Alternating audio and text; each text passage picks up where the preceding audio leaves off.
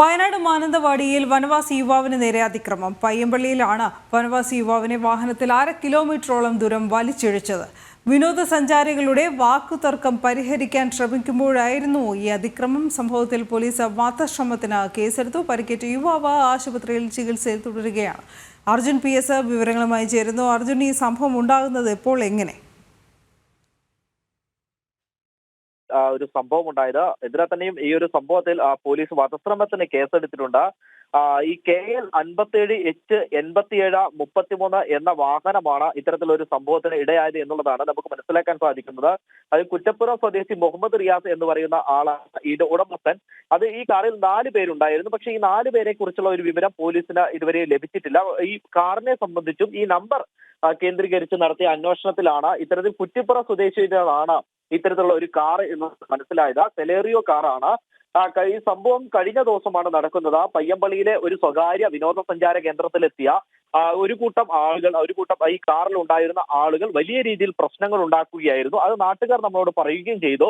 വലിയ പ്രശ്നങ്ങൾ ഉണ്ടാക്കുന്ന ഒരു സമയത്ത് തൊട്ടപ്പുറത്ത് നിന്ന് മറ്റൊരു വിനോദസഞ്ചാരത്തിലെത്തിയ കാർ എത്തുകയും അവരോട് ഈ പ്രശ്നം ഉണ്ടാക്കിയ കാറിലുള്ളവർ വലിയ രീതിയിൽ സംഘർഷ സാധ്യത ഉടലെടുത്തുകൊണ്ട് അവർ വലിയ രീതിയിൽ അവരോട് ആക്രോശിക്കുകയും അവരെ ഉപദ്രവിക്കാൻ ശ്രമിക്കുകയും ചെയ്തിരുന്നു. കല്ലെടുത്ത് അവരെ ആക്രമിക്കാൻ ശ്രമിക്കുന്നതിനിടെ നാട്ടുകാരെത്തുകയും ഈ വനവാസി യുവാവ് അതിനെ തടയുന്ന ഒരു സാഹചര്യം ഉണ്ടായിരുന്നു.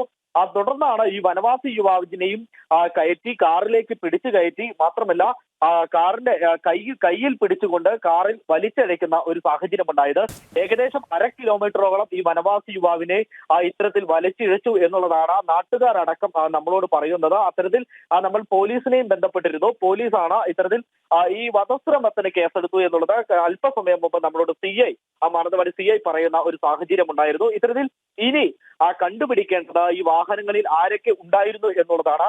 അതിന് മലപ്പുറം കേന്ദ്രീകരിച്ചുള്ള ഒരു പരിശോധന നടത്തേണ്ടതുണ്ട്. സ്വാഭാവികമായിട്ടും കുറ്റിപ്പുറം സ്വദേശി മുഹമ്മദ് റിയാസ് എന്ന് പറയുന്ന വ്യക്തിയുടേതാണ് ഈ കാർ എന്നുള്ളത് ഇതിനകം തെളിഞ്ഞു കഴിഞ്ഞു. അങ്ങനെയെങ്കിൽ ആരൊക്കെയാണ് ഈ വാഹനത്തിൽ ഉണ്ടായിരുന്നത്, ആരാണ് ഈ വാഹനം ഓടിച്ചത് പരിശോധിക്കേണ്ടതുണ്ട്. വനവാസി യുവാവ് ഇപ്പോഴും ചികിത്സയിലാണ്. Wayanad medical college, Mananthavady medical കോളേജിലാണ് ചികിത്സയിലുള്ളത്.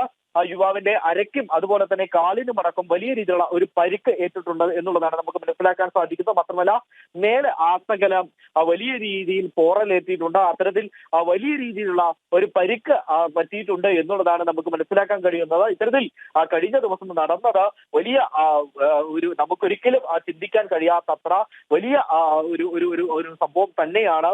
അത്തരത്തിൽ ഒരു വനവാസി യുവാവിനെ വലിച്ചടയ്ക്കുന്നു. ഈ ഒരു പ്രശ്നമുണ്ടാക്കിയ യുവാക്കൾ, അല്ലെങ്കിൽ അത്തരത്തിൽ കാറിൽ ഉണ്ടായിരുന്നവരെ അവരെ പിടിച്ചു മാറ്റാൻ ഈ 2 കാറുകാർ തമ്മിലുണ്ടായിരുന്ന പ്രശ്നം പരിഹരിക്കാൻ എത്തിയ ആളുകളിൽ ഉൾപ്പെട്ട വനവാസി യുവാവിനെയാണ് ഇത്തരത്തിൽ കയ്യിൽ പിടിച്ചുകൊണ്ട് കാറിലൂടെ വലിച്ചെടുക്കുന്ന ഒരു സാഹചര്യം ഉണ്ടായത്. മാത്രമല്ല 1/2 കിലോമീറ്ററോളമാണ് ഈ ടാറിട്ട റോഡിലൂടെ ഈ വനവാസി യുവാവിനെ വലിച്ചിഴച്ചത് എന്നുള്ളത് വേണം നമുക്ക് ഓർക്കുവാൻ. അത്തരത്തിൽ വലിയ രീതിയിൽ സങ്കടമുളവാക്കുന്ന ഈ കാണുമ്പോൾ ആ ദൃശ്യങ്ങളിൽ തന്നെ നമുക്ക് കാണുവാൻ സാധിക്കും. വലിയ രീതിയിലുള്ള പരിക്കാണ് അദ്ദേഹത്തിന് ഏറ്റിട്ടുള്ളത്. കാലിനും അതുപോലെ തന്നെ അരക്കെട്ടിനും ദേഹത്താസകലനം ഇത്തരത്തിലുള്ള പരിക്കുണ്ട് എന്നുള്ളതാണ് നമുക്ക് മനസ്സിലാക്കാൻ സാധിക്കുന്നത്. എന്തിനാൽ തന്നെ ഇപ്പോൾ വധശ്രമത്തിന് കേസെടുത്തിരിക്കുന്നു. ഇനി ആരൊക്കെയാണ് ഈ വണ്ടിയിൽ ഉണ്ടായിരുന്നത് എന്നുള്ളത് പരിശോധിക്കേണ്ടിയിരിക്കുന്നത്. സ്വാഭാവികമായും ഇത്തരത്തിൽ ആളുകൾ വരുമ്പോൾ അറിഞ്ഞുകൊണ്ട് തന്നെ കയ്യിൽ പിടിച്ച് വലിച്ചു എന്നുള്ളതാണ് ഇത്തരത്തിൽ വധശ്രമത്തിൽ തന്നെ കേസെടുക്കുവാനുള്ള ഒരു കാരണം.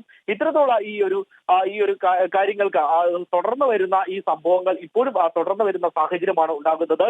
ഇതിനു മുൻപും ഇത്തരത്തിലുള്ള സംഭവങ്ങൾ ഉണ്ടായിട്ടുണ്ട് എന്നുള്ളത് അടക്കം നമ്മൾ ഓർക്കേണ്ടതുണ്ട്.